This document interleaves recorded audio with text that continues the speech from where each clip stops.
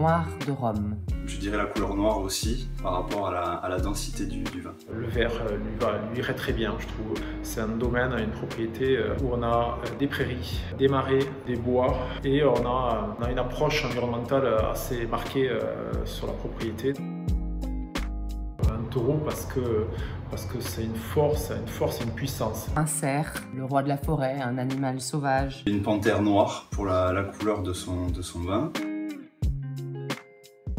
C'est d'abord une robe très sombre, très intense, des notes d'épices, de cassis, de myrtille sauvage, un nez très fruité avec des tanins présents mais plutôt enrobés et une belle longueur, une grande fraîcheur. Plutôt harmonieux, délicat, tout en finesse, une certaine droiture quand on le déguste. On va trouver des lots plutôt principalement avec une couleur noire intense, mais ces lots disposent d'une bonne fraîcheur en bouche. C'est un printemps humide et frais, une fleur qui se fait dans des conditions relativement peu simples, et ensuite un été dès le mois de juin tout à fait caniculaire. Ça a été une année assez enrichissante, professionnellement, personnellement, avec plein de rencontres et avec de nouvelles techniques apprises. L'équipe et moi, nous avons été plutôt sereins dans la dynamique et dans le fonctionnement des vendanges.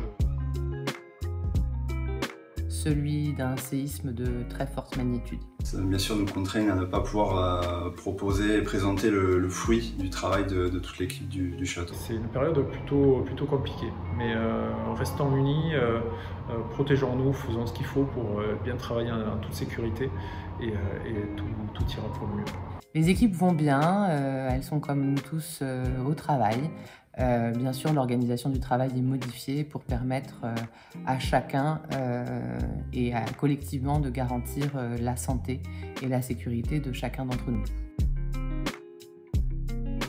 L'entente que toute l'équipe du château avait, ce qui nous a permis de travailler sereinement sur la durée. L'état d'esprit de mon équipe. Probablement du travail accompli par l'ensemble des équipes de la propriété. Je dirais fruits. Tanin. Fruits. Fraîcheur. Puissance. Puissance. 16% de petits verres d'eau. Petit verre d'eau. Petit verre d'eau. Les petits verres d'eau de Meneil, quand on les goûte une fois, on s'en souvient. Le millésime qui se goûte très bien pour moi en ce moment, c'est le millésime 2012, où je prends énormément de plaisir à le goûter. C'est le millésime 2012. On va trouver un bon mélange entre fruits et puissance. Pour ceux qui préfèrent les millésimes plus anciens, on peut encore s'aventurer sur certains Meynès des années 80 qui offrent beaucoup de plaisir.